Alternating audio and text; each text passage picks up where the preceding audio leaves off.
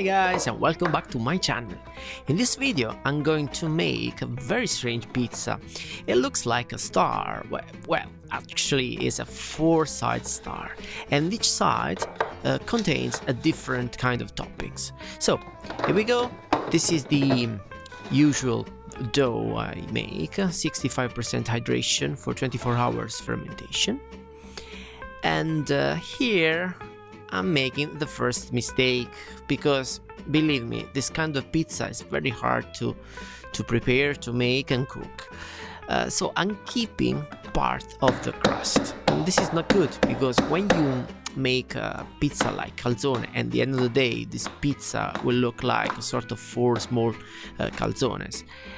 So when you keep the cornicione, the crust, basically once you will close the small calzone, the thickness won't really allow a decent cooking, and so this is very dangerous, because basically you are keeping the pizza roughly raw in that area.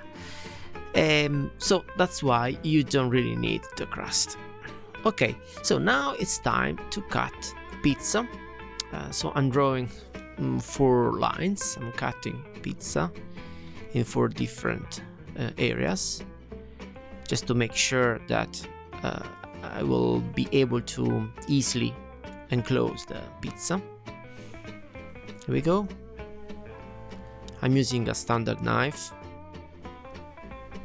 Maybe it's too sharp. I was a bit scared when I cut the pizza, because I believed that the area in the middle was too small, and this could be potentially dangerous for the pizza, because when you slide pizza around, you can easily break it if the central area is too small. Anyway, I'm stuffing 2 sides by using some buffalo ricotta cheese. I added just a little bit of milk in the buffalo ricotta, because it comes a bit hard to spread. In this way it became more creamy. Then I added some pepper, black pepper, and pecorino romano cheese. In the other 2 sides I added just some chunks of mozzarella. So first side toppings are artichokes in sunflower oil. Here is instead some rapini, rape, in Italian friarelli. And this other side you can see some sun-dried tomatoes, and the last one some peppers, red and yellow peppers. 3 of them are made by Tesco. They make very good antipasti starters. So I added extra cheese, extra parmesan and pecorino romano cheese. So now I start closing. So I merge the 2 sides.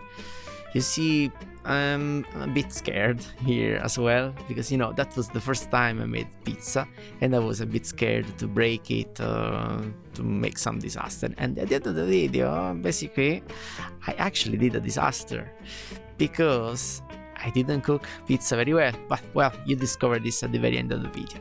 Anyway, I'm closing here. Now it's time to move this pizza, whatever we wanna call it, star, 4-side stars, I don't know, looks like a ninja star. It's time to move it to the paddle, on the paddle.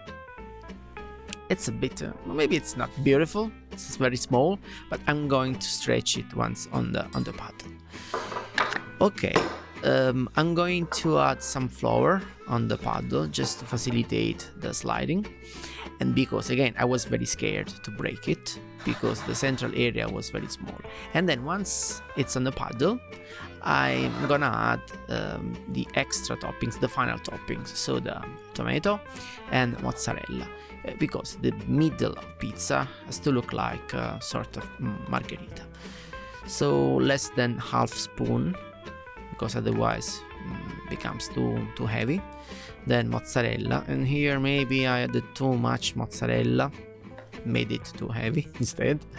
Basil, a lot of basil, looks like pesto. Yeah, believe me guys, I tried to do my best, but that was the first time, so I made a lot of mistakes. And then I added final cheese, and now I'm trying to stretch it just to make it bigger. So the trick here is moving pizza at the very beginning of the paddle, just to facilitate the sliding in the oven.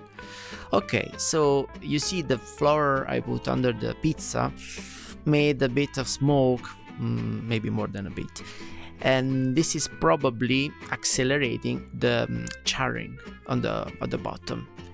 In fact, while I was cooking pizza, I saw the smoke. I said, oh, it's time maybe to move pizza from the stone, because probably the stone as well was very hot, more than 400 degrees. And so from this moment, I started cooking pizza on the paddle just to prevent more burnings, but unfortunately, pizza was already burned.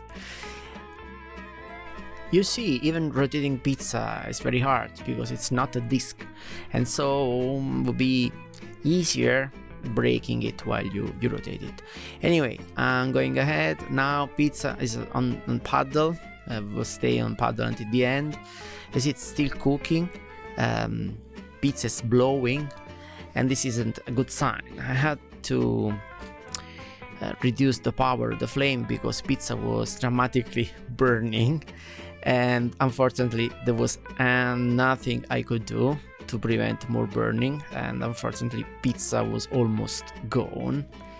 You see, so pizza is probably raw inside and burned outside. This is the result. I mean, pizza is not that bad in terms of shape, probably idea is very good, but I don't think the way I cooked was the best. So oven was too high in terms of temperature, same the stone, and this is the result. Pizza disaster. Oh, shame on me.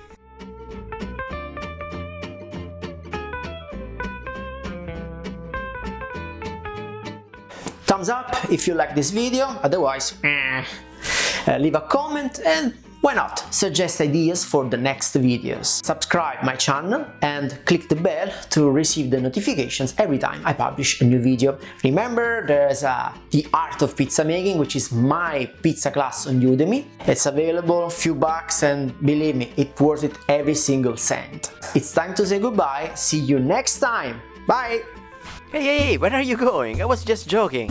So, like this video to watch more, leave a comment, subscribe my channel, ring the bell to activate the notifications, and enroll my pizza class on Udemy, link in the description. Follow me on Instagram as Gigio Pizza, on Facebook as Runaway Dough, and use the hashtag Gigio Pizza when you publish your pizzas. See you next time!